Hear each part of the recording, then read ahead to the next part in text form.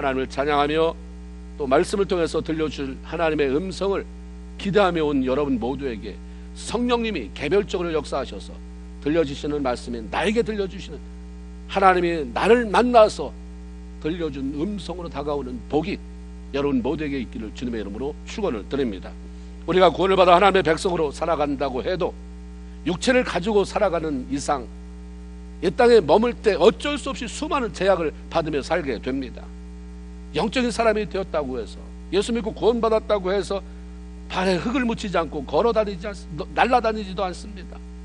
밥을 먹지 않는데도 하루도 안 배고프고 일주일도 안 배고프고 한 달도 배가 안 고프고 이런 경우는 없어요. 사람들로부터 비난을 들으면 화가 나기도 하고 부정적인 얘기를 들으면 좌절되고 마음이 메말라지기도 합니다.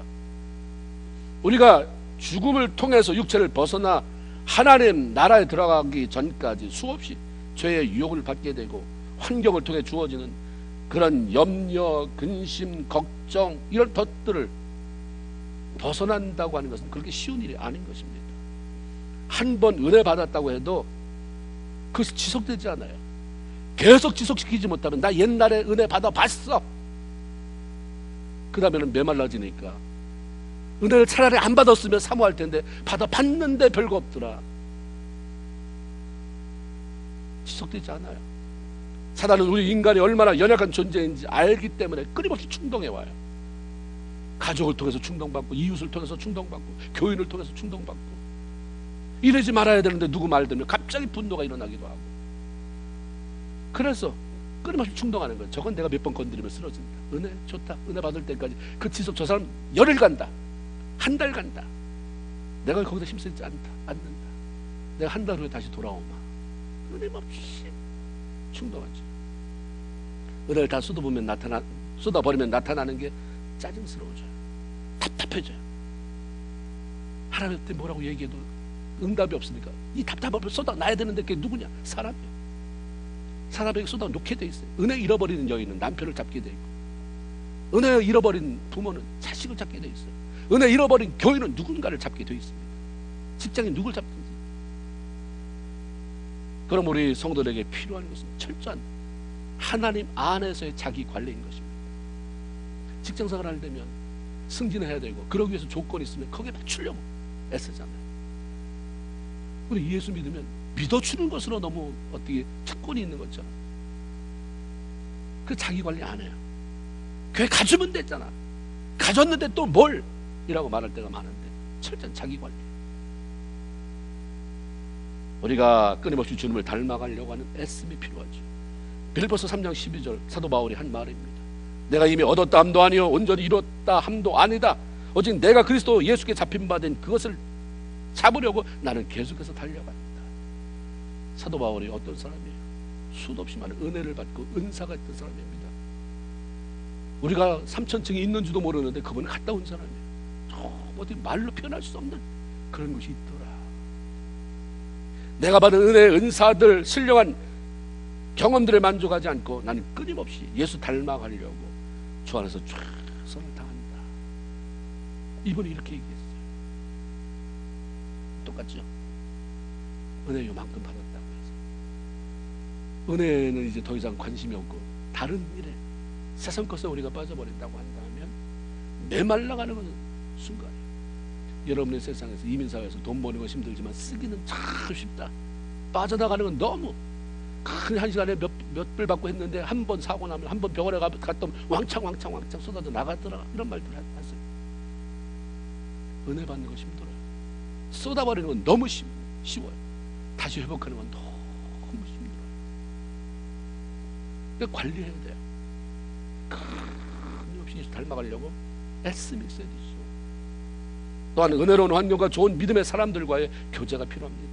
성경은 롯이 하나님을 잘 섬기는 의인이었지만 소돔이라고 하는 죄가 넘쳐나는 환경, 하나님을 무시하며 살아가는 사람들이 있는 그곳에 살아가면서 영적으로 상처를 받고 무뎌졌다, 그렇게 알려줍니다. 베드로후서 2장 7절 8절에 무법한 자들의 음란한 행실로 말미암아 고통당하는 의로운 롯을 하나님이 건지셨으니 이는 의인이 그들 중에 거하며 날마다 저 불법한 행실을 보고 들음으로 그의 심령이 상했더라. 무엇을 보느냐, 무엇을 듣느냐, 그리고 무엇을 말하느냐가 그 사람의 인생을 바꿔요. 말이 꼬이면 인생이 꼬여요. 인생이 꼬이면 재수 없습니까? 아니에요. 재수 없는 게 아니라 말이 꼬인 걸 먼저 봐야 돼요. 분명히 어제 심은 게 오늘 거두게 돼 있어요. 내가 아직 거뒀는데 아직 못 거두고 있다고 한다면 빨리 뽑아내야 되죠. 제 앞에 회개하면서 이거 내가 잘못 심었습니다. 빨리 뽑아내지 않으면, 여러분 씨앗을 심었으면 싹이 나게 돼 있잖아요. 우리 교회도 몇몇 분이 수고해서 오이 심었는데 금방 오이가 많이 따져요. 심었으니까 싹이 나오는 거 아니에요. 심은 건 싹이 나게 됐어요. 내가 오늘 당하는 것은 어제 심은 것 때문에, 그저께 심은 것, 작년에 심은 것 때문에. 나는 그렇게 살아도 앞으로 나타날 것이에요. 그것 때문에 뽑아버려야 돼요. 우리 인생이 말이 꼬이는 게 얼마나 힘든지 몰라요. 그래서 우리가 농담으로라도 말을 꼬으면 안 돼요. 농담으로 농담인 것 같으면서도 남을 비하하고 남을 칭찬하지 못하는 것은 마음을 꼬게 만들어요. 인생을 꼬이게 만듭니다. 다른 사람에 대해서 칭찬할 줄 모르고 누군가에 대해서 비난과 비편과 부정적인 것을 전해주는 사람을 매일 만난다고 생각해보세요. 여러분 오늘 은혜 충만했는데 가서 그런 사람을 매일 만난다고 하면 영이 메말라서 아주 부스러질 것입니다. 믿음의 사람들이 그런 매일 교인들만 데리고 살아가야 되느냐? 안 믿는 사람 휴학 보면 들어가야죠. 당연히 들어가서 전도해야 되지만 중요한 것은 자신만만하게 가지 말아야 된다고 하는 거예요. 합의 기도해야 돼요. 내가 이런 사람을 만나러 갑니다. 이런 환경을 들어갑니다. 주님 도와주시지 않으면 나는 거기에 금방 갇혀서 나 하나 어떻게 지탱할 수 없는 그 꼴이 되고 맙니다. 나 힘주세요. 나 누구 만나러 갑니다. 하나님 거기 전도하러 갑니다. 거기에 선교하러 갑니다. 하나님 힘주세요. 이러고 만나야 돼요. 이러고 그 환경으로 선교를 하든지 전도를 떠나야 되는 것입니다. 믿음의 사람들이 전도할 목적으로 그렇게 갈 때 쓰러지는 게 뭐냐면 그냥 자기 자신감에 가서 그래요. 방패를 내려놓고 가기 때문인 것입니다. 잠언 27장 17절에 보면 철을 날카롭게 하듯이 사람의 얼굴, 친구의 얼굴을 빛나게 만든다. 영적으로 살아있어서 하나님을 갈망하고 은혜로운 말로 사람을 격려할 줄 아는 사람과의 만남과 교제는 그 축복인 것입니다. 그 사람을 통해서 내가 살아나고 또 나를 통해서 그 사람이 살아나는 그런 관계로 맺어지는 축복, 이건 너무 귀한 것입니다. 돌아보세요. 나를 성장시키는 사람이 내 주변에 있는가? 그 사람만 만나면 나는 삶이 맞아, 저렇게 살아야 돼, 저렇게 살아야 돼, 내가 뭐하고 있었나 라고 하는 영적 동기를 부여해주는 사람인가? 난 뭐하고 이런 걸 몰랐나? 그래서 화를 나게 만드는, 분노하게 만드는 것입니다. 성경을 읽어보세요. 하나님의 사람은 가는 곳마다 사람을 살렸습니다. 아브라함이 자기 아내 사라를 누이라고 말하므로 그날 왕 아비멜렉에게 아내를 뺏기는 그런 위기를 만나죠. 다 이런 요소가 다 거기 포함되어 있어요. 곧 하나님이 약속하신 아들 이삭을 낳아야 될 사라가 다른 남자의 아내가 될 수 있는 인생 최대의 위기를 맞이한 거죠. 이런 일이 아브라함에게 생겨난 이유가 무엇일까? 그것은 일단 하나님께서 머물라고 하신 약속의 땅을 떠나면서 시작이 됩니다. 아브라함이 자기 아내를 누이라고 말하므로 그 지역 왕에게 빼앗기게 된 일이 전에도 한 번 있었습니다. 그때도 아주 똑같은 상황에서 이런 일이 벌어졌어요. 그때는 나이가 75세였어요. 지금은 99세예요. 75세 때 벌어진 일이 99세 때 동일하게 벌어졌다는 것은 뭘 의미할까? 75세 때 하나님의 부름을 받고 고향을 떠났습니다. 약속의 땅 가나안에 머물게 됐어요. 하나님께서 내가 이 땅 바로 여기다, 이것을 너에게, 내 자손에게 주려고 한다, 그렇게 말씀하셔서 거기에다가 감사의 제단을 쌓습니다. 그럼 참 행복했어요. 그런데 불행하게 그 땅에 기근이 찾아왔거든요. 아브라함은 한마디 하나님께 묻지 않습니다. 단지 사라의 하겠기에 약속의 땅을 떠나서 애굽으로 들어가요. 사람이 참 사업을 시작할 때는 굉장히 애지중지하게 신중하게 생각하잖아요. 하나님 사업을 하려고 하는데 하나님의 사람이 이거 어려움 당하지 않게 하세요, 망신 당하지 않게 하나님 축복하실 줄 믿으면 굉장히 기도하고 뭐 애쓰고 중보기도 하고, 근데 사업을 닫아야 될 때는 슬그머니 떠나가 버려요. 어떤 경우는 하나님 이 사업은 너 지금 실습 단계다, 그래서 여기서 성공할 수가 없다. 그래서 이걸 통해 네가 많은 것을 배워야 그 다음 내가 원하는 것을 너를 인도하고 그것을 해야 할 것이기 때문에 이 과정을 뒀다라고 하는데, 그래서 그 마무리도 잘하고, 그러면 하나님 여기서 하나님의 문을 닫게 하시면 그 다음 어디로 가야 되는지를 물어야 되는데 그때는 창피한 거예요. 그렇게 교인들한테 다 얘기해놓고 중보해달라고 사업 시작한다고 해놓고 자기가 문을 닫아야 될 때는 왜 창피하냐 이 말이에요. 하나님 응답해서 했는데 하나님이 닫게 하시네요. 다음 단계 하나님이 어디로 인도하실지 기도해 주세요. 하나님 이건 내가 닫아야 돼서 닫았는데, 그럼 하나님 난 내 인생이 하나님 손에 있는데 어디로 인도하실 것입니까? 물어야 돼요. 아브라함도 어딘지 모르고 도대체 그 몇 달을 가야 되는지 모르고 다 참고 왔잖아요. 와서 그 가나안 땅이라고 해서 하나님이 그게 이 축복의 땅이라고 해서 왔는데 기근이 왔다고 왜 도망가냐 이 말이에요. 하나님이 물었다는 얘기 없어요. 여기부터 비극이 시작돼요. 재수 없다고 우리는 다 말하지만 예수 믿는 사람이 재수 없는 게 어디 있습니까? 예수 믿는 사람에게는 사주팔자가 통하지 않는 사람들이에요. 그 점치고 이런 건 되게 어디서 온 거예요? 안 나타나는 거예요. 그건 나타나도 다 웃기는 거예요.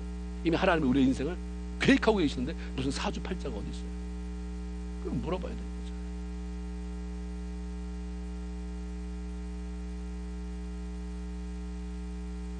지금처럼 자기 아내라고 떳떳하게 말하지 못했어요. 누이라고 말함으로 애국왕 바로에게 아내를 뺏긴 적이 있습니다. 가나안 땅에 대한 하나님의 약속은 풍성한 수확물에 대한 약속만이 아니라 네가 이곳에 머무는 동안 내가 널 지켜줄 것이다, 모든 어려움으로부터 벗어나게 할 것이다, 보호할 것이다, 공격으로부터 내가 막아줄 것이다 라고 하는 약속도 포함되어 있는 거거든요. 그런데 가뭄이라고 하는 어려움이 찾아오자 왜 도망치듯 가냐 이 말이에요. 잘 보세요. 도망쳐서 성공해 오는 사람은 거의 없어요. 하나님의 물음을 물어서 응답을 받고 가야지 왜 도망을 쳐요? 도망쳤어요. 약속의 땅 가나안을 그냥 떠나버렸습니다. 그리고 낯선 지역 사람들이 아름다운 아내를 차지하기 위해서 나를 죽일지도 모른다는 생각에 사로잡혔습니다. 그 두려움 속에서 아내를 지키려고 한 게 아니라 자기를 지키려고. 당신 나한테 사람이 물어보면 오빠라고 그래. 나도 너 누이 동생이라고 말할 테니까. 애썼어요? 애쓴 대로 됐습니까? 그렇게 했었는데 뺏겼어요. 하나님의 은혜로 다시 왔기는 했지만 뺏겼어요. 그런 일이 있은 지 24년이 지났는데 아브라함이 똑같은 일을 반복해요. 무슨 일로 20여 년을 살아왔던 가나안 땅을 떠났는지 알 수 없지만 가장 큰 실수는 하나님의 허락을 받지 않고 하나님의 인도하신 그 땅을 벗어나서 마음대로 떠나버렸다는 것입니다. 아브라함이 떠나서 정착하게 된 그랄이라고 하는 땅이 어떤 땅이었는가? 11절에 자기가 그렇게 얘기를 해요. 아브라함이 이르되 이곳에서는 하나님을 두려워함이 없으니 내 아내로 말미암아 사람들이 나를 죽일까 생각하였습니다. 하나님을 두려워하지 않는 땅이라는 것을 알고 있었어요. 하나님을 두려워하지 않으니까 영적으로 황폐한 곳입니다. 남의 아내가 예쁘면 그 남편을 죽여서라도 그 여인을 자기 부인으로 찾아가고 싶어 할 만큼 자기 마음대로 사는 무법천지에 뭐 도덕성 이런 것, 윤리 이런 건 뭐 없던 곳인 것 같습니다. 이런 곳에 머물면서 스스로를 지켜내려고 애썼지만 쉬운 일이 아니죠. 아예 가지를 말았어야지. 그러니까 자기 아내를 누이라고 속이며 또다시 아내를 뺏기는 이런 수치 위기 만나게 된 것입니다. 사람이 어디서 사느냐, 누구와 더불어 사느냐, 굉장히 중요합니다. 그래서 우리는 그냥 무조건 살지 말고요, 내 주변에 누가 있는가, 나 지금 어디 살아가고 있는가, 누구와 더불어 살아가고 있는가, 그러면 떠나든지 변화시키든지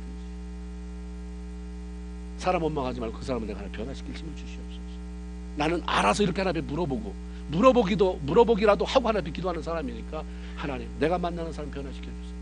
내가 갈망하는 하나님 저들에게도 그런 갈망이 있게 하시고 내가 하나님 앞에 잘 살고 싶어하는 마음이 그들에게도 있게 하시고 이렇게 기도하면서 정말 선교자적인 사명을 여러분의 삶의 현장에서 감당해야 되는 것입니다. 필요에 의해서 내 마음대로 움직여도 나만 잘하면 잘 살 수 있다. 그렇습니까? 그렇지 않아요. 특별히 신앙인들에게는 더더욱 그렇지 않습니다. 중요한 것은 하나님의 인도함을 받으며 살아가느냐 하는 것이죠. 하나님의 인도는 반드시 단순하게 기름진 땅, 즉 사업성이 좋고 직장이 좋아 수입을 올릴 수 있는 곳이 아니라 내가 만나면 좋을 사람이 있는 곳, 하나님의 은혜를 더 깊이 경험할 수 있는 곳, 물질이 아니라 내 삶 전체를 전인격적으로 성장시킬 수 있고 누군가에게 내가 영향을 끼칠 수 있는 곳, 그것을 이끄시는 것입니다. 잘 먹고 잘 사는 데로만 이끄는 게 아니에요. 네가 일로 이사하면 네가 이런 사람을 만날 수 있다, 너 성장시킬 수 있다는 옮기시는 것이고, 네가 그것에 그대로 머물러 있으면 너를 통해서 변화될 사람이 있다, 네가 머물러 있으면 내가 너를 통해서 일할 것이 있다, 하나님 그 전에 머무르게 하는 것인데, 중요한 것은 내 마음대로 한 치 앞도 내다보지 못하는 사람이 어떻게 뭘 하겠어요. 그래서 우리가 그 하나님이 나를 인도하는 자리가 어디지를 모르기 때문에 기도하는 거잖아요. 기도하면서 하나님 앞에 인도하심을 구하는 것입니다. 특별히 아브라함이 위기를 당했던 것은 하나님을 신뢰하지 못했기 때문입니다. 다 신뢰하지 못한다고 그러면 우리가 스스로 좌절할 텐데, 어떤 부분에 신뢰하지 못하는 부분이 있어요. 다른 사람이 다 뭐 다른 건 대범해요. 뭐 그래, 건강 좀 아프지만 낫겠지, 뭐 하나님 낫게 하실 줄로 믿습니다. 돈 있다가도 없는 거. 그 자식의 문제만 예민한 사람들이 있어요. 그 신뢰가 안 되는 거예요. 내가 나서서 발버둥 싸워야 돼. 어떤 사람 자식은 뭐 지금 밥그릇은 가지고 태어난다는데 알아서 먹고 살겠지, 뭐 알아서 하겠지, 하나님이 키워주시겠지. 그런데 돈 문제에 민감한 사람이 있어요. 다양하잖아요. 어떤 부분에 신뢰하지 못하는 부분이 있어요. 그렇죠? 신앙 가운데 불신앙. 나는 하나님을 믿는다고 말하는데 그런 가운데 내가 하나님을 신뢰하지 못하는 영역이 어떤 부분인가를 발견해내야 돼요. 왜냐하면 그 부분이 나를 실패하게 만드는 거기 때문에. 무슨 어려움이 있었기 때문에 약속의 땅을 벗어나서 이방 땅 그랄이라고 하는 것으로 갔는지 알 수 없지만, 근본적인 것은 하나님을 신뢰하지 못한 거예요. 어려움이 있으니까 떠났죠. 어려움이 있으니까 떠났는데 하나님을 신뢰하지 못했으니까 자기 마음대로 가버린 것입니다. 하나님께서 인도하신 곳에서 당하는 어려움은 도피하라고 주시는 것이 아니에요. 그 어려움을 통해서 하나님께서 일하시는 것을 경험해라, 또 하나님을 신뢰하는 법을 배우라고 허락하시는 것이죠. 우리는 신앙인으로 도망치는 데 익숙한 사람이 돼서는 안 됩니다. 어려움과 직면해야 돼요. 어려움 대면해야 돼요. 여기가 하나님의 인도하심이라고 한다. 난 분명히 이 사업에 하나님이 주신 거라고 그리고 확신하면, 저 자녀들을 내가 하나님이 내가 낳을 수 있는 능력이 없는데 하나님이 나에게 우리 가정에 줬다고 한다면, 근데 어려움을 끼치고 있다면 직면해야죠. 대면해야 돼요. 믿음으로 싸워야 돼요. 믿음으로 싸운다는 것은 사랑과 싸우는 게 아니에요. 기도로 싸우는 거죠. 그러면서 이기는 것이죠. 그리고 축복의 자리로 나가서 정말 힘들었다, 다시는 이 길 반복하고 싶지는 않지만 그 어려움 때문에 내가 이만큼 성장했다, 그리고 하나님 내가 나를 이 자리에 이렇게 존귀한 자리에 세웠다, 하나님 우리 가족을 축복했다라고 하는 간증을 쏟아내기를 원하시는 것인데, 바로 그런 삶을 살아가기를 주님의 이름으로 축원을 드립니다. 하나님을 신뢰하지 못할 때 찾아오는 증상은요, 두려움이에요. 두려움. 이건 나이를 불문하고 시대를 초월해서 하나님 신뢰하지 못하면 애만 두려워요. 인생이 늙어가듯이 두려운 거예요. 무서워요. 무서워. 그냥 이러다 무슨 일이 일어나면 어떻게 될까? 수입이 다 끊겨버리면 어떻게 될까? 뭐 젊은 사람은 젊은 사람대로, 노인은 노인대로 하나님에 대한 신뢰가 없으면 찾아오는 아주 기가 막힌 증상은 두려움입니다. 그럼 사탄이 착 달라붙어서 너 이거 해볼래? 야, 예수 믿는 사람들 점친대더라. 너 답답한데 뭐하고 있어? 점 좀 쳐봐라. 여러분 아시죠? 통계상 점치는 많은 부류 중에 기독교인이 차지하는 그 퍼센테이지가 높다는 거. 그게 어디서 오는 겁니까? 두 가지. 불안하다는 거, 그렇죠? 그다음에는 하나님의 신뢰를 못한다는 거. 이단에 빠진 아주 극악한 이단, 집을 다 쪼개놓고 아주 이혼하라고 그렇게 조정을 하고 돈 다 다달이 입김시키게 하는, 그런데도 빠지는 여인이 있어요.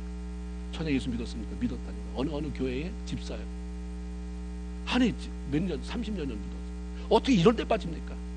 아, 예수 믿어도 뭐 별거 없고 맨날 그날이 그날이고 뭘 체험하는 것도 없고 하나님 살아계신지 안 계신지 모르는데 여기 오면 막 사람들이 탁 이러고 뭐 이러니까 있는 것 같아서, 그리고 어느 정도 빠지다 보니까 이제는 창피해서 빠져나올 수 없고, 이런 일이 생겨나기도 하는 것입니다. 하나님의 신뢰. 하나님을 신뢰하지 못하면 그 두려움이 오고, 두려움은 우리를 불안하게 만듭니다. 화나게 만들어요. 어떤 일에 부딪혀 보기도 전에 미리 겁을 먹게 해요. 그죠? 두려움이 많은 사람은 일단 뭐가 욕까지 올 때는 하나님 하신다, 해본다. 그래서 자기한테 점점 가까이 오면 내가 어떻게 일을 뒤집어 버려요. 그러니까 여기 90%까지는 하나님 앞에 기도해왔기 때문에 난 뭘 한 것 같지만 그 10% 뒤집어 버리기 때문에 하나님이 하시는 일을 못 봐요. 두려움 때문에 미리 겁을 먹어버리죠. 그리고 좌절하게 만들어버립니다. 그리고 두려움은 사람으로 하여금 비겁하게 만들어요. 그래서 아주 얕은 수를 쓰게 만들죠. 아브라함이 바로 그런 거예요. 두려움이 생기니까 뭘 어떻게 할까? 그 사람에 대한 두려움이에요. 돈에 대한 두려움은 없었던 것 같아요. 돈을 너무 잘 벌어서 그런지, 돈 없으면 있는 거니까. 하나님이 너무 엄청나게 축복하시니까 돈은 별론데 아내를 잃고 싶지 않은 것이고, 특별히 내가 사람들에 의해서 죽거나 다치거나 하고 싶지 않아요. 그러니까 술수로 쓰는 거죠. 그 술수가 거짓말입니다. 자기 아내에게 누이라고, 아내에게는 나를 오빠라고 불러라. 맞는 말이에요. 이복 동생이니까 맞는 말이거든요. 그 지금 이복 누이랑 사는 게 아니거든요. 사라라고 하는 자기 여인과 사는 것입니다. 누이라고 말하는 것은 사실을 말하는 듯하지만 자기를 보호하기 위한 속임수예요. 그 사실이지만 내가 나의 거짓말을 정당화시키기 위해서 사용할 때 그것은 틀린 거예요. 그 기가 막히게 하나님 이건 사실이니까 내 틀린 말 했어 라고 말하기는 좋지만 틀린 거죠. 거짓이요. 나를 속이기 위해서 위장을 쓰는 거니까. 두려워하면 자꾸 얕은 수를 써요. 금방 들통나요. 나를 오히려 옥죄일 만한 그런 얕은 수를 쓰게 됩니다. 신앙인으로 우리가 이 땅에 살아가면서 승리의 삶을 살아갈 수 있는 강력한 비결은 하나님을 믿고 신뢰하며 나가는 것입니다. 신뢰할 수 없으면 두려워할 일들이 넘쳐나고 우리를 좌절하게 만들고 염려하며 실패하는 삶을 살아가게 만듭니다. 그러므로 성경은 우리 모두에게 하나님을 신뢰해라, 그래서 두려움 없이 전진해라, 이거예요. 창세기 29장 25절에, 잠언 29장 25절에 사람을 두려워하면 올무에 걸린다. 그러나 여호와를 의지하면 안전하다. 여러분, 저 사람 꼭 도와줄 것 같죠? 올무가 된다 이 말이에요. 당장엔 그렇지만 보세요. 죽고 못 살 것 같지만 오히려 그 사람의 원수가 되는 경우도 얼마나 많아요. 사람을 두려워하면 올무에 걸린다. 하나님을 신뢰하는 삶은 우리로 두려움을 극복하게 하고 쓸데없는 술수를 쓰다가 사람의 올무에 걸리는 그런 어리석은 삶에 빠지는 것을 막아줍니다. 그러므로 역대하 20장 20절에 보면 너희는 너희 하나님 여호와를 신뢰해라, 그러면 견고히 설 것이다 라는 그 말씀을 붙잡고 하나님을 신뢰함으로 흔들림 없이 이 한 달도 여러분의 남은 생애도 그렇게 승리의 삶을 살아가게 되기를 주님의 이름으로 축원을 드립니다. 아브라함이 오래전에도 약속의 땅을 떠났어요. 애굽 땅 바로에게 아내 사례를 누이라고 말해서 빼앗기는 위기를 겪은 적이 있는데 20여 년이 지나 지금 또다시 실수를 반복하고 있습니다. 여러분이 아는 것처럼 20여 년의 세월을 우리가 다 알잖아요. 성경 통해서 읽었어요. 아브라함이 떠날 때보다 굉장히 많은 신앙이 자랐거든요. 하나님이 찾아오셔서 아브라함에게 너 고향 본토 친척을 떠나라, 내가 인도하는 곳으로 와라. 갔어요. 그런데 하나님이 거기에 정말 쏟아 부어지는 복을 허락하셨어요. 조카들을 갔는데 조카까지 하나님 너무 축복하셔서 같이 살 수 없게 하는 하나님의 축복을 경험했거든요. 하나님 대단하시다 경험했어요. 하나님께서 찾아오셔서 나이 많이 들어서 생산 능력이 없어진 자신과 아내를 통해 반드시 아들 낳는다. 네 처의 몸에서 아들을 낳게 할 것이다. 내 후손을 통해서 수많은 민족이 퍼져나가고 왕들이 나올 것이다. 예언적인 메시지를 여러 번 들려주면서 점점 아브라함의 마음이 하나님 그렇게 하시겠구나, 이렇게 믿음이 자라가게 됐습니다. 롯이 조카를 구출하기 위해서 사병 318명을 들고 가서 연합군과 싸웠어요. 중과부적이죠. 상대가 안 되는 거예요. 그런데 이겼습니다. 하나님 도우셨구나. 이런 과정을 통해 아브라함의 신앙이 많이 자랐음에도 불구하고 같은 문제로 해서 넘어졌어요. 믿음이 좋다고 해도 우리는 완벽할 수가 없어요. 나는 이 문제가 오면 넘어지는 부분이 있다는 거예요. 다른 거 다 좋은데 사람이 나한테 뭐라고 그러는 난 못 견뎌 하는 사람이 있을 수 있어. 난 돈, 다른 거 괜찮은데 난 내 수중에 돈이 없으면 난 못 견뎌. 다양한 게 있어. 아브라함도 그랬거든요. 아까도 말씀드렸던 것처럼 전체적으로 성장했지만 결정적인 순간에 하나님보다 앞서고 스스로 자신의 문제를 처리하려고 하는 약점을 극복하지 못했어요. 우리가 알아야 될 것은 신앙이 만사형통은 아니에요. 만사형통이라고 하는 것은 내가 말하는, 내가 원하는 게 막 다 이루어져서 만사형통이 아니라 하나님이 우리에게 주시는 것을, 주고 싶은 것을 주시고 우리가 되어야 할 자리에, 그 자리에 서게 하는, 그게 만사형통이죠. 신앙생활에는 비법이 없는 것입니다. 우리는 연약한 존재이기 때문에 죽음으로 육체를 벗어나기 전까지는 끊임없이 도전받고 실패하게 돼요. 더군다나 우는 사자처럼 돌아다니며 삼킬자를 찾는 악한 사단이 공격을 계속하는 한 우리에게는 안전지대는 없습니다. 모세도 40년 훈련받았잖아요. 호화로운 궁궐에서 쫓겨나가서 도망간 거죠. 미디안 광야에서 양치가 돼서 40년을 그냥 세상 말로 썩었어요. 근데 하나님은 그 시간에 모세에게 있던 모든 것을 다 빼냈어요. 하나님만 바라볼 수 있게 하셨어요. 그런데도 불구하고 백성들을 데리고 양치로 그 애굽에서 탈출시켜서 광야를 지날 때 얼마나 징그럽게 말을 안 듣든지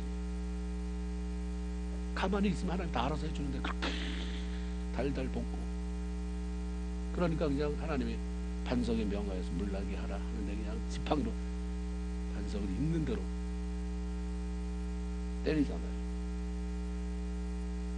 사람들 앞에서 네가 나의 거룩함을 나타내지 않았다. 그러면서 가나안에 들어오지 못하게 하셨어요. 이런 혈기가, 그런 믿음이 좋은 하나님을 대면하고 살았던 모세에게도 있었어요. 인간이 완벽할 수 없습니다. 사도 바울도 하나님의 음성을 듣잖아요. 담에서 도상에서 하나님의 음성을 직접 들고 거기서 회심을 했던 사람입니다. 그리고 아까 말한 것처럼 신비한 영적 체험을 한 사람이지만 마가가 예수를 현창히 믿어요. 선교지에 같이 왔는데 힘들다고 다시 발 빼면 하니까 다시는 안 본다. 바나바가 같이 선교하다가 내 조카 마가도 좀 데리고 가면 어떨까? 그건 안 된다. 그래서 둘이 대판 싸우잖아요. 그럼 또 떠났어요. 그런 바울이 이제 나중에 그렇게 계속 살면 문제가 있죠. 그렇게 옛날도 그런데 여전히 안 달라지고 그런 문제가 있지만 나중에 그런 걸 깨달아요. 그러면서 고린도전서 10장 12절에 그런즉 선줄로 생각하는 자는 넘어질까 조심해라. 인간이 완벽할 수 없다. 넘어진다. 늘 조심하면서 살아라. 이렇게 말합니다. 신앙 경력이나 연륜, 내가 몇 년을 예수 믿어왔고 몇 년을 안전하게 다녔고 이거 자랑할 게 아니고 매일매일 주님 안에 살아가는 법을 배워라 말씀합니다. 날마다 하나님을 신뢰하는 삶을 살려면 중요한 것은 날마다 자기가 부인되어지는 삶을 살아야 됩니다. 고린도전서 15장 31절에 형제들아 내가 그리스도 예수 우리 주 안에서 가진 바 너에게 대한 나의 자랑을 두고 단언하나니 나는 날마다 죽노라. 내가 살아서는 어떻게 안 되는 거야. 옛날에 내가 그 큰 은혜를 받았는데 그거면 평생 천국 갈 때까지 우려먹을 수 있을 것 같은데 안 되는 걸 알았어요. 인간이라는 게 이거구나. 내가 그때 사도 바울 그랬잖아요. 남보다 내가 방언을 더 많이 말한다. 3,000층을 갔다 왔다. 수많은 은사 얘기해. 그런데도 내가 날마다 하나님 안에서 나를 치면서 살지 않으면 안 된다. 날마다 죽는 거야. 죽는 거야. 신앙 경력이 되어갈수록 나이가 점점 들어갈수록 가장 힘든 게 뭐겠습니까? 내가 아무것도 아니라는 사실을 인정하는 자기 부인의 삶이에요. 내가 부인되어지는 걸 빨리빨리 연습해야 돼. 훈련해야 돼. 한 번에 죽어지지 않거든요. 죽은 것 같은데 또 살아나고, 죽은 것 같은데 또 성질을 하고, 죽은 것 같은데 또 좌절하고. 많이 연습해야 돼요. 많이 연습하려면 사람 피해가면서 나 혼자 훈련 안 됩니다. 사람이 나를 어떻게 해줘야 돼요? 건드려줘야 돼요. 그 교회가 좋은 거예요. 교회가 나를 가만히 두지 않고 뭐 해서 좋은 거예요? 건드려주니까. 툭툭 쳐보면 내 본성이 나오거든요. 쌀뜨물 가만히 두면 그냥 뽀하고 좋은데 후져보면 그 안에서 뭐 고사리, 콩나물 대가리, 가시 나오는 것처럼 가만히 두면 나 뽀얀 사람인데 건드려 보면 나오잖아요. 아, 내가 이런 사람이구나.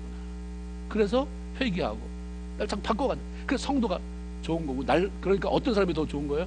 날 칭찬하는 사람이 좋은 거예요? 날 건드려주는 사람이 좋은 거예요? 일부러 건드리지 마세요. 그냥 건드림을 당했을 때는 감사함으로 받기를 주님의 이름으로 축원을 드립니다. 그래서 우리가 공동체가 좋은 거예요. 공동체가. 그렇죠? 우리가 내가 아무것도 아닌 것을 깨닫게 될 때, 아, 내가 이렇게 약한 사람이구나. 내가 이렇게 변덕이 심한 사람이구나. 내가 이렇게 말을 함부로 하는 사람이구나. 아, 이걸 어떻게 할까? 주님밖에 없구나. 그러니까 내가 부인되어지면 주님을 찾게 돼요. 주님을 신뢰하게 돼요. 주님을 붙들게 됩니다. 따라합시다. 날마다 하나님을 신뢰하려면 날마다 하나님의 말씀을 붙잡아라. 이게 두 번째 요인입니다. 하나님의 만나를 내리실 때 귀찮잖아요. 주는 사람도 귀찮고 걷어가는 사람도 귀찮으니까 옛다 일치 잘 보관해. 한 권에 다 먹어 치우지 말고 7, 7일로 등분해서 먹어라. 이러지 않았어요. 어떻게 주셨어요? 매일매일 주시고 매일매일 거두게 하셨어요. 그래서 오늘날 그 만나는 성경 말씀이거든요. 지난번 시간 내서 내가 휴가 때 성경 반 권을 읽었다. 그리고 나머지 1년 나머지는 그냥 그거 울고 먹고 산다. 이거 도움 안 돼요. 말씀은 어떻게 해요? 매일매일. 오늘 한 끼에 두 끼치를 먹었다 그래서 그 다음날 안 먹습니까? 또 배고파요. 그래서 우리는 밥을 먹잖아요. 말씀을 그렇게 채워줘야 한다 이 말인 거죠. 매일매일. 사도행전 17장 11절에 보면 베레아에 있는 사람들을 이렇게 말했어요. 간절한 마음으로 말씀을 받고 그것이 그러한가 하여 날마다 성경을 상고했다. 말씀이라고 하는 만나를 하나님은 매일 거두기를 원하시는 거예요. 내 생각이 아닌, 매일 전해지는 세상 뉴스가 아닌 하나님의 말씀이 매일 우리의 삶을 지배하도록 그 말씀과 더불어 살아갈 때 하나님 신뢰하게 돼요. 아, 하나님이 이런 분이었는데 내가 미처 몰랐구나 깨달으면서 두려움 없이 그분의 인도함을 따라 살아갈 수 있게 되는 것입니다. 아브라함이 사라를 그랄 왕 아비멜렉에게 뺏긴 것은 아브라함을 찾아오신 하나님께서 내년 이맘때 사라를 통해서 아들을 낳게 될 것이라고 하는 그 말씀이 전해진 이후에 벌어진 일이거든요. 하나님의 언약을 성취시킬 이삭을 낳아야 할 여인이 이방 왕의 첩이 되어서 살게 하면 그냥 놔두면 하나님의 놀라운 계획이 무산되는 거죠. 아브라함을 선택해서 그에게 아들 주고 그것도 이삭을 낳고 이삭이 야곱을 낳고 야곱이 12아들을 낳고 그 점점 퍼지면서 그 가운데 이 땅에 메시아를 예수 그리스도를 보내는 혈통을 만들어 가시는 것인데 처음부터 이런 사단이 일어나면 이건 안 되는 일이잖아요. 그리고 하나님의 약속을 가진 아브라함의 가정이 깨지는 것을 하나님이 외면할 수가 없었어요. 그 하나님이 이 일에 개입하십니다. 하나님은 아비멜렉 왕이 사람을 보내서 사라를 자기 궁으로 데려고 간 그날 밤에 꿈을 통해서 왕을 찾아갔죠. 3절에 보니까 그 밤에 하나님이 아비멜렉에게 현몽하여 꿈에 나타나 이 말입니다. 그에게 이르시되 내가 어떤 여자 데리고 왔는 줄 아느냐? 너 그 여인 때문에 죽게 생겼다. 그런 남편 있는 여인이다. 아브라함은요 겁이 있어가지고 속이다가 아내를 뺏겼는데 찾아올 능력이 없어요. 이게 문제예요. 뺏겼는데 찾아올 능력은 우리에게 없습니다. 뺏기는 거는 우리는 다 할 수 있어요. 누구나. 정말 능력 있는 사람이 뭐냐면 뺏긴 것을 찾아오는 거예요. 그건 누가 하십니까? 하나님이 하세요. 하나님의 손을 바짝 잡는 거죠. 나 뺏겼습니다. 내가 실수해서 뺏겼어요. 몰라서 뺏겼어요. 내 인생에 뺏긴 게 너무너무 많아요. 내 인생 세월도 뺏겼고 하나님 모두 뺏기고 이거 찾아주세요. 하나님이 직접 찾아가잖아요. 꿈속에서. 하나님은 꿈을 통해 왕의 마음을 움직여 어떤 두려움을 주셨는지 어떤 일인지 모르지만 사라를 돌려주지 않을 수 없게 만들어버렸어요. 불가능이라고 하는 것은 우리에게 해당하는 일이지 하나님 못하실 일이 없는 전능하신 분이십니다. 하나님께서 해결하려고 드시면 해결 못할 게 없어요. 상상할 수 없는 방법으로 우리의 문제를 처리해 주십니다. 이거 믿습니까? 아멘. 그러므로 우리가 내가 하려고 하지 마세요. 내가 해결하려고 하면 망쳐놔요. 내가 해결하려고 하면 사람과 싸워요. 그게 하나님이 하시게 해야 합니다. 내가 할 수 없고 내게 불가능한 일이라고 해서 하나님이 해결할 수 없는 것처럼 제안하지 말고 믿어라, 맡겨라, 따라라. 하나님 하신 게 뭐예요? 날 뭐 해봐? 믿어봐. 무슨 노래 제목 같아요? 합시다. 믿고 따라하세요. 믿고 맡기고 따라라. 이 세 가지.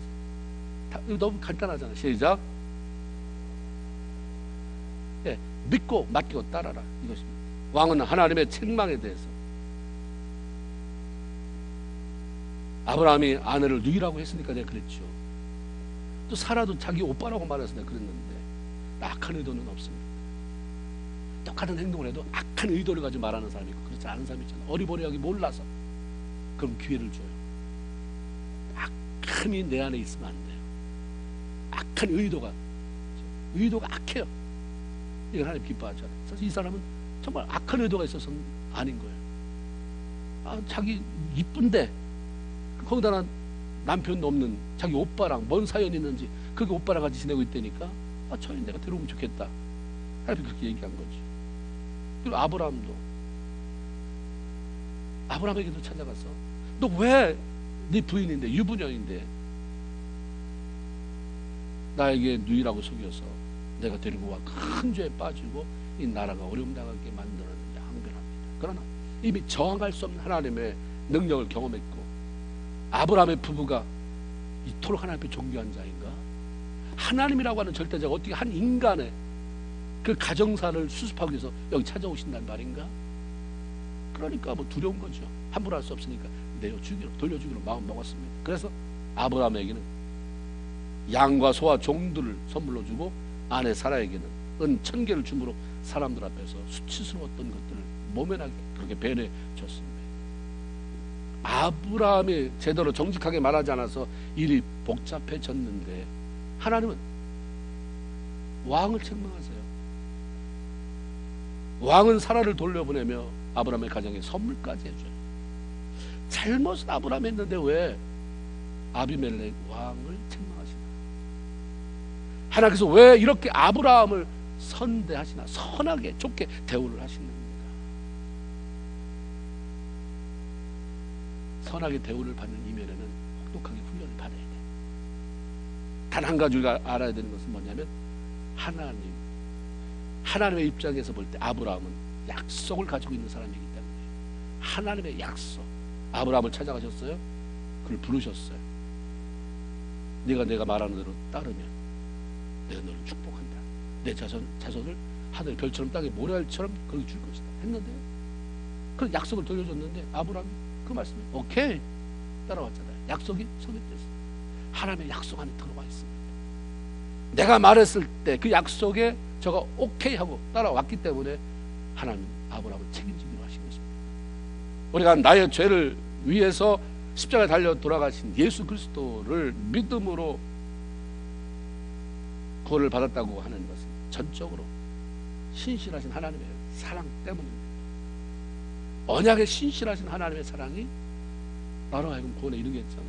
하나님은 인류의 죄를 대속하기 위해서 예수 그리스도를 이 땅에 보내시고 십자가에 죽게 하시고 부활하게 하심으로 구원의 길을 열어놓으셨어요. 그리고 그 예수 그리스도라고 하는 이름만 믿으면 구원한다. 내가 구원한다. 천국에 드린다. 그리고 이 땅 살아가는 동안에 세상 끝날까지 그 사람과 함께 해주겠다라고 약속하십니다. 그래서 마태복음 28장 20절에 보면 볼지어다 내가 세상 끝날까지 너와 아무나가 아니에요. 약속 안에 들어온 주의 백성들입니다. 너와 함께 할 것이다라고 말합니다. 우리가 실수하고 잘못을 저질러도 변함없이 용서하시고 보호하시고 인도하시는 이유가 바로 하나님의 약속 있는 자녀가 됐기 때문입니다. 하나님께서 자신과 약속을 맺은 백성들을 보호하시고 특별한 사랑으로 인도해 주시는 것이 불공평입니까? 그것은 하나님이 스스로 당신이 맺은 언약을 지키는 방법이에요. 여러분들이 무슨 푸드마켓들 가면 물건을 사잖아요. 세일하는 물건이 나왔어도 이게 멤버들에게는 디스카운트가 되는데 이만한 카드가 있어야 카드 있냐고 물어보잖아요. 카드가 있다 그러면 그 디스카운트 가격이 주는 거고, 없으면 제값 다 받고. 그렇죠? 10불짜리 일부러 판다. 멤버한테는 멤버 없으면 10불이다. 이거 불공평한 거예요. 자기도 그렇게 만들어 놨는데 그 사람은 좋아, 나도 멤버 되겠다 해서 멤버십을 가져서 그 혜택을 받는 게 뭐가 불공평한 것입니까? 너 불만 있냐? 그럼 또 멤버십 들어. 너도 그 10불짜리 일불로 줄게. 예수 믿고 약속의 자녀가 되는 것, 이 안으로 들어오는 것, 그게 일생 하나님의 보호하심과 인도함을 받는 그런 비결인 거예요. 약속 안에 들어갔어요. 하나님의 약속 안에. 그리고 그 약속을 확신하세요. 내가 구원받았다. 내 입술로 예수 주로 고백했다. 그분이 나를 일생 동안 지킨다고, 보호한다고, 세상 끝날까지 함께 한다고 했다라고 하는 확신을 가지고 믿음으로 나아가면서 승리하는 삶을 살아가야 할 것입니다. 하나님은 사라의 일로 인해서 아비멜렉 왕의 집에 있는 여자들의 태를 잠시 동안 닫아놨다고 했어요. 그리고 왕을 책망할 때 그에게 아브라함을 선지자로 소개합니다. 너 지금 누구 안에 들고 왔는 줄 아느냐? 아브라함의 아내다. 선지자야, 선지자. 빨리 돌려보내라. 그리고 그가 너를 위해서 기도할 건데 그가 기도하면 네가 산다. 네 가정이 산다. 이 안에는 태문이 열린다는 것도 의미했겠죠. 그러나 돌려보내지 않으면 너와 내게 속한 자가 다 죽을 줄로 알아라. 그날 왕 아비멜렉이 사라를 보냈어요. 그 하나님 말씀하신 대로 아브라함이 왕을 위해서 기도했을 때 아비멜렉과 그에게 속한 아내와 여종 다 치료하셔서 출산할 수 있게 하셨다. 태문을 여셨다라고 성경이 말합니다. 이걸 통해서 하나님이 뭘 알려주셨습니까? 내가 이런 사람이었구나. 하나님의 언약 안에 들어왔지만 아브라함은 그냥 살아왔어요. 하나님 바라보면서 살았지만 자기 안에 그런 능력이 있는 줄 몰랐죠. 내가 기도하니까 태문이 열리는구나. 하나님 안에 있는 나 때문에 저렇게 아비멜렉을 책망하시기도 합니다. 내가 보통 사람이 아니야. 하나님 안에서 내가 참 귀한 사람이구나를 깨닫게 되고, 그래서 하나님을 신뢰하고 영적인 자긍심을 더 높여갈 수가 있었습니다. 그러니까 100세의 아들 준다. 내 안에 90세의 아들 낳을 수 있다. 점점 점차적인 과정을 통해서 바로 여기까지 오니까 아무렴요 하나님 그럴 수 있죠. 나 같은 사람이 기도했을 때 태문이 열리는데 하나님이 직접 하시는데 100살, 90살 더해도 하나님 아이 낳을 수 있습니다. 아멘입니다. 믿음의 사람, 믿음의 조상이 그냥 된 게 아니잖아요. 하나님의 이런 은총 때문에 믿음의 조상으로 세워지게 됐습니다. 예수 믿고 구원받았다고 하는 것은 하나님의 거룩한 약속 안에 들어온 것입니다. 약속의 자녀는 하나님이 보호하세요, 인도하세요, 책임지십니다. 약속의 자녀 구원받은 성도는 이미 놀라운 권세가 있어요. 사용하라고 그러죠. 너 약속 안에 있느냐? 두려워하지 말아라. 너 함께 하는데 왜 그렇게 염려하느냐? 나만 따라와. 믿고 따라오면 내가 책임질게. 그리고 네 안에 있는 거 좀 써먹어. 네 안에 권세가 있는데 네가 기도하면 아비멜렉의 가정에 여인들의 태가 열리는 것처럼 네가 기도하면 열려지는 역사가 있다. 아멘입니까? 열려지는. 그렇다고 매번 내가 맨날 누구를 위해서 태문을 열까? 이거 아니라 닫히고 열고 하나님이 여는 역사예요. 우리에게는 여는 역사를 주셨어요. 기도를 열어가는 거예요. 답답할 때 자격해서 기도해서 그 길이 열리도록 하나님 기도하는 것입니다. 우리의 삶이 답답할 때 우리의 삶을 향해 명령하고 선포해서 열어가는 것입니다. 이런 사실을 확신하고 매 순간 하나님의 인도함을 받으면서 주님과 동행하고 이 땅에 사는 동안에 비록 짧은 시간이지만 참 재밌었다. 주님 때문에 행복했다. 너무너무 놀라웠다. 그 주님 빨리 만나러 가야지. 그런 기쁨 넘치는 승리의 삶을 살아가는 저 여러분 다 되기를 주님의 이름으로 축원을 드립니다. 아멘. 기도합시다.